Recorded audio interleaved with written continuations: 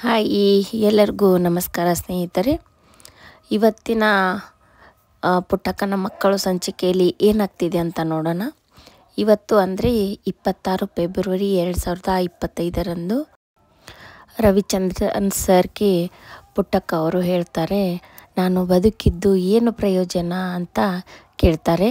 ಆವಾಗ ರವಿಚಂದ್ರನ್ ಸರ್, ಪ್ರಯೋಜನ ಇರೋದಕ್ಕೆ ನಾನು ಬಂದಿದ್ದು ಅಂತ ಹೇಳಿ ರವಿಚಂದ್ರನ್ ಸರ್ ಹೇಳ್ತಾರೆ, ನಿಮ್ಮ ಅವಶ್ಯಕತೆ ನಾಡಿಗೆ ಇದೆ ಮತ್ತು ಮಕ್ಕಳಿಗೆ ನಿಮ್ಮ ಅವಶ್ಯಕತೆ ಇದೆ ಅಂತ ಹೇಳಿ ರವಿಚಂದ್ರನ್ ಸರ್ ಪುಟ್ಟಕ್ಕ ಅವರಿಗೆ ಹೇಳ್ತಾರೆ.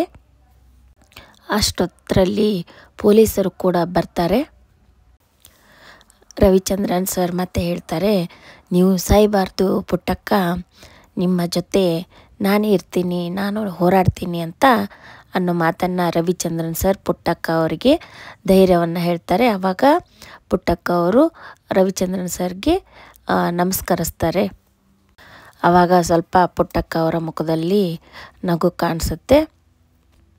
ಇದಿಷ್ಟು ಇವತ್ತಿನ ಸಂಚಿಕೆಯಲ್ಲಿ ಆಗುತ್ತೆ. ಸೊ ನಾನು ಮತ್ತೆ ಮುಂದಿನ ವಿಡಿಯೋದಲ್ಲಿ ಸಿಗ್ತೇನೆ. ಇಷ್ಟ ಆದರೆ ಶೇರ್ ಮಾಡಿ, ಸಬ್ಸ್ಕ್ರೈಬ್ ಮಾಡೋದನ್ನು ಮರಿಬೇಡಿ ಸ್ನೇಹಿತರೆ. ಎಲ್ಲರಿಗೂ ಬಾಯ್ ಬಾಯ್.